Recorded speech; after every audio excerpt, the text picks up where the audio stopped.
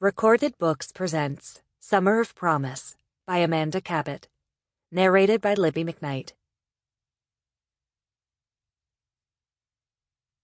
Chapter 1. Wyoming Territory, June, 1885.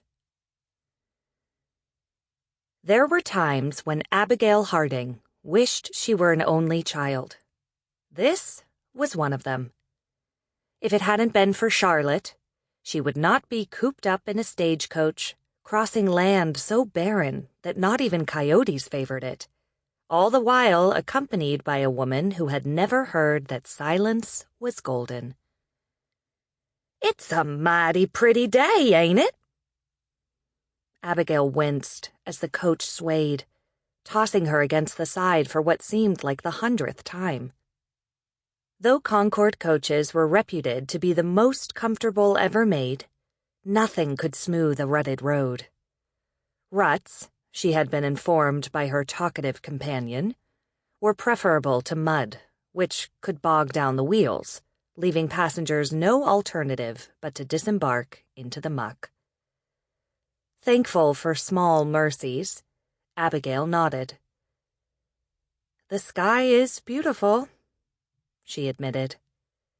That was the only positive thing she could say about this desolate countryside. She certainly wasn't going to claim that she found Wyoming Territory beautiful when she most definitely did not. But she also saw no need to insult Mrs. Dunn, even if she wished the woman would stop talking. Abigail was no stranger to loneliness, and, judging from the stories she'd told, neither was the widow. That was probably why she had taken Abigail under her wing when she saw her waiting for the stagecoach in Cheyenne, ignoring Abigail's protests that she could manage on her own, and had, in fact, come all the way from Wesley, Vermont without a companion. It would be most unseemly, Mrs. Dunn had claimed, for Abigail to continue to travel unaccompanied, particularly when one of the other passengers on the coach bound for Deadwood was a single man. "He's a soldier," her self-appointed protector had hissed, as if Abigail was unable to recognize a uniform. "That ought to mean he's honorable, but you can't be too careful." Even the sight of a married couple purchasing tickets wasn't enough to dissuade Mrs. Dunn. She kept a firm grip on Abigail's arm. "They're rich folks," she declared, pointing to the pile of finely tooled luggage that accompanied them.